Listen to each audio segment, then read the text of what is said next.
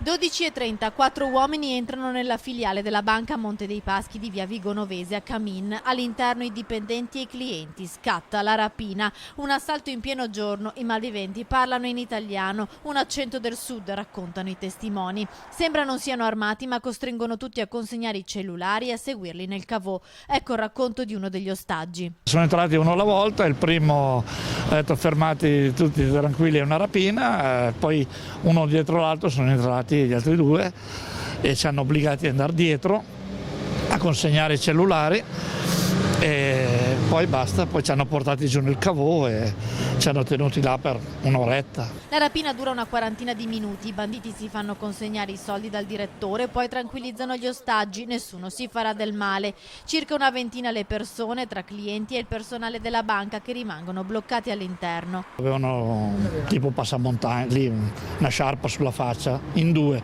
invece uno a viso scoperto.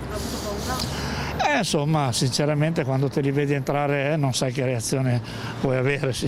A me è la prima esperienza, però insomma. Alla fine i malviventi scappano, 3 quelli sicuramente entrati nell'istituto di credito, un quarto forse aveva il ruolo dell'autista.